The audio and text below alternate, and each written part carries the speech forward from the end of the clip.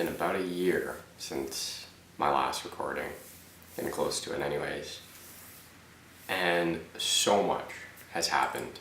I really just kind of lost track of doing this YouTube channel and vlog, and I really want to get back into it.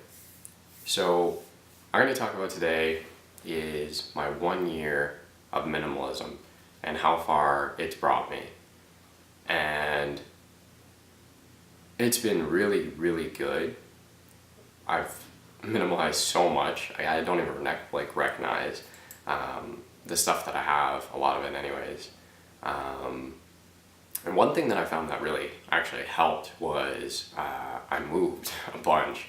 And every time you move, you don't want to bring a ton of stuff with you, so you end up diving in a little bit deeper and being like, ooh, I can actually really get rid of this instead of hold on to it longer.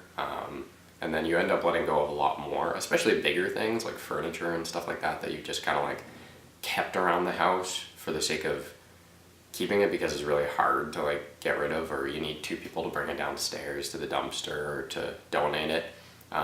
So that was one of the big things that really, really helped. Is I moved 3 times in the last year, and every time I moved, I got rid of a chunk of just junk and furniture and stuff like that, dishes and just things that you you don't realize you're not using, the utilitarian stuff that you don't realize you're not using until you move, and then you're like, damn, I haven't used this in a year, or since last time I moved. It's still in the box.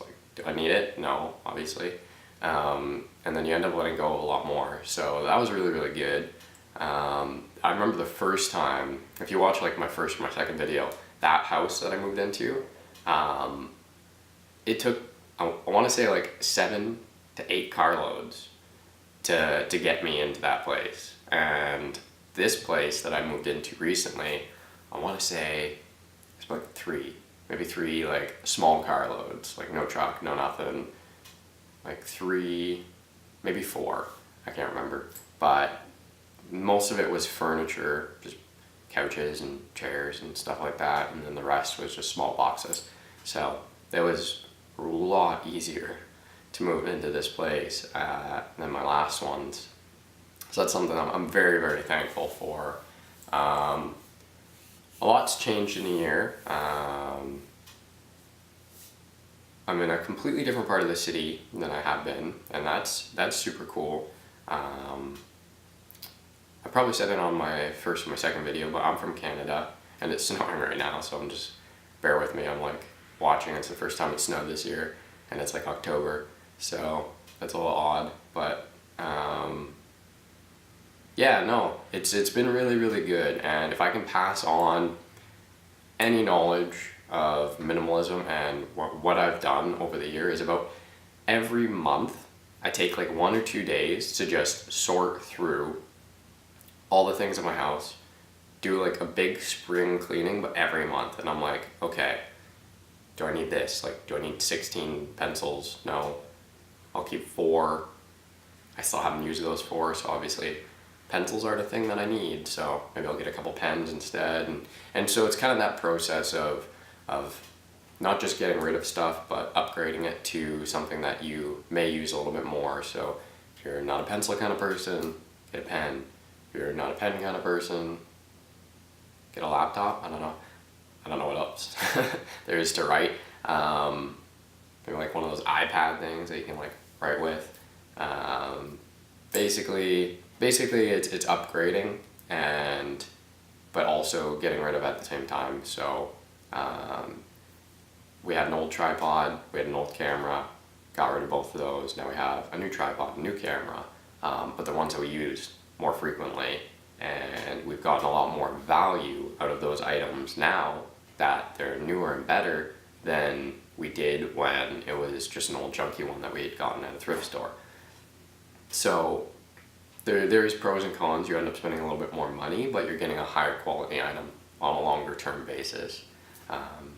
But yeah, so besides that, my minimalist journey has come quite a long way.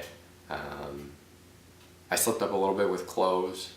clothes is something I have a little bit too much of, and maybe I'll do a video soon of like going through and getting rid of a bunch of clothes. That might be cool.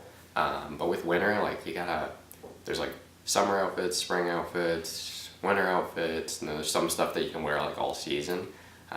But our winters here get pretty harsh, so like my wool socks, I'm really only gonna wear them in the winter.